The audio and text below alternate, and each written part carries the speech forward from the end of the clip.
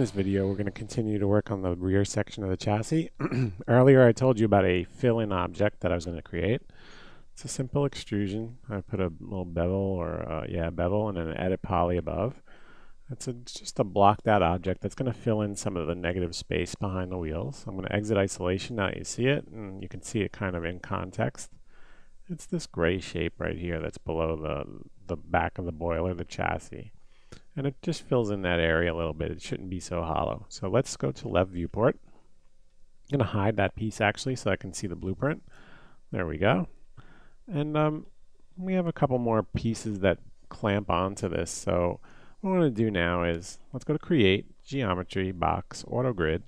And roughly from here, I'm going to auto grid right on the surface. I'm going to drag out a box, give a little depth, go to Perspective.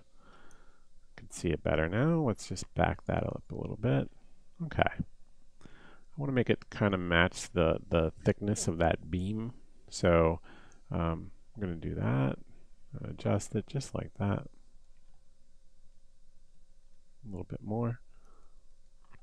Drop it down. Okay, so once you have this shape, let's convert it to editable poly. And we'll do a little edge work on it here.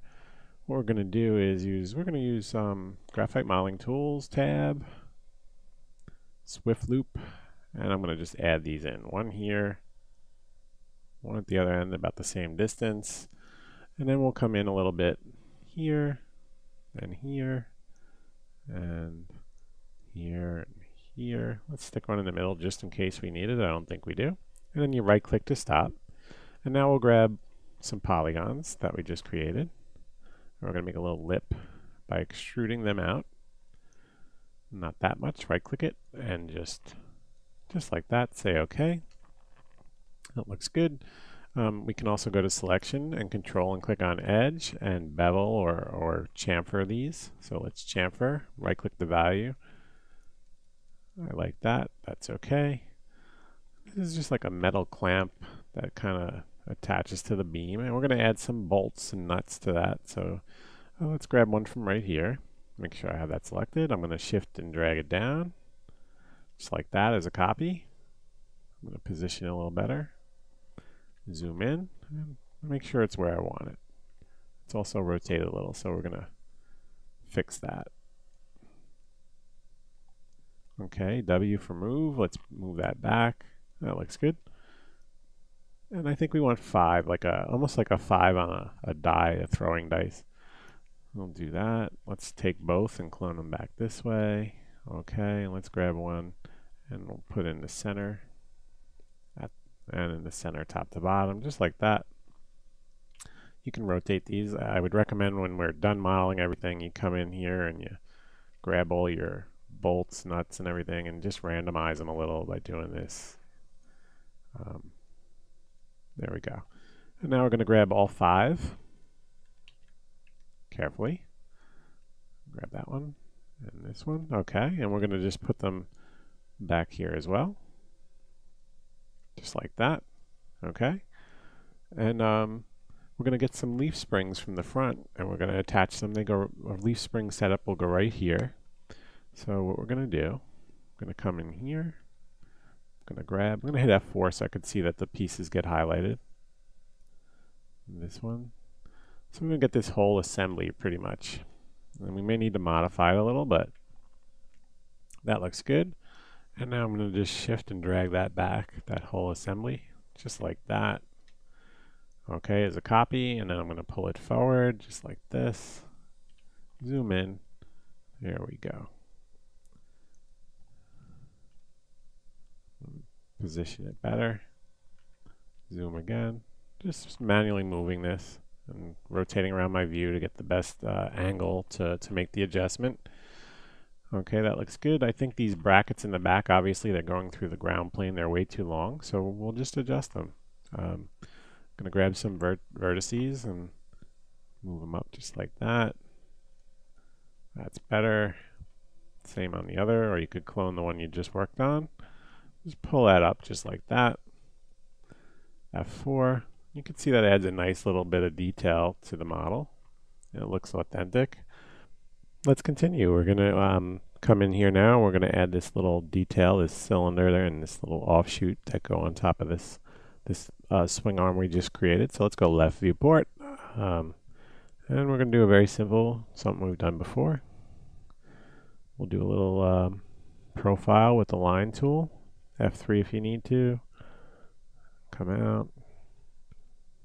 You can constrain with the shift key if you want to. Get perfect angle. I'm going to come out a little bit this way. F3 and down. And like that. Okay. So once you have this shape, we'll just do a lathe. It's the right axis, but we want to make it max. That's perfect. And I think 42 is way too much for this application that we're using it for. So we'll go with 22. And let's go to perspective. Take a look at that. Let's pull it out here a bit.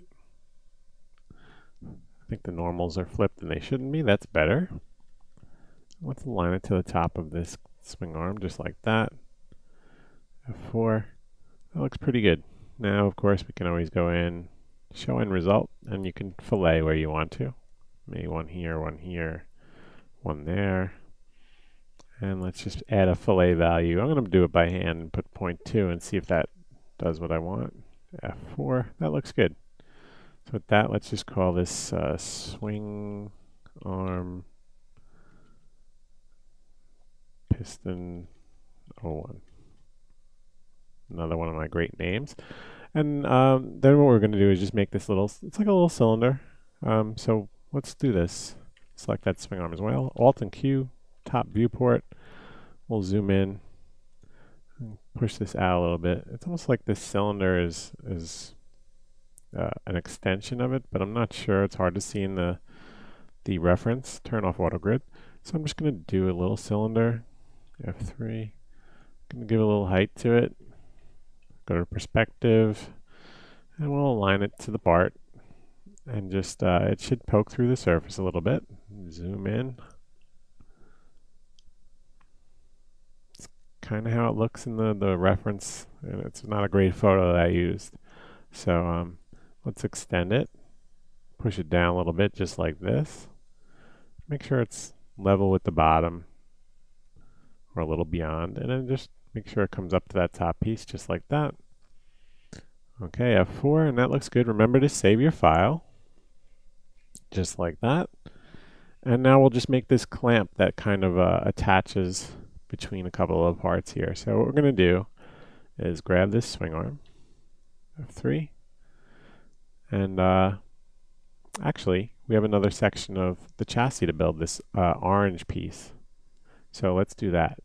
Let's Alt-Q to isolate. I selected the blueprint, Alt and Q to isolate it, left viewport, zoom in, and we're going to do this very quickly with some splines. We're just going to create line, and I'm going to start here.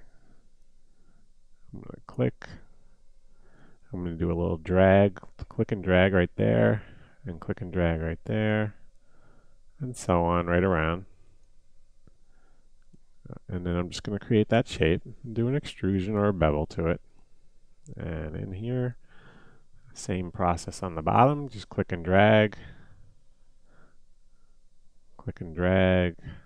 and so on. And then out, close off the shape. We're going to come to here and come up, close it off, say yes. I'm going to go to perspective. I'm going to move this with the move tool. Turn off line. There we go. W. And let's just pull it out a little bit. And let's add a bevel. Let's try bevel first. And give it some more height. Just like that. F4. Let's exit isolation. And that's not looking too bad. I think it should be inside of this swinging piece. Like that. And I think also, let's take those two verts. That set of verts right there. Move them up so they're ahead of the outside of the chassis, just like that. And we can also come in and tweak. I see a little spot here where this curve doesn't look so good. So I'm going to extend those Bezier handles, and then I'm going to hit the up arrow and adjust. Let's see if that helped. And that looks better. Okay. The reason we had to do that before this clamp piece that I was talking about is because it's going to go from this swing arm piece, this piece, it's going to attach to that piece. So I'm going to stop the video right here, and we'll make the clamp in the next video, and I think that may conclude the chassis segment of the exercise. So I'm going to pause the video now.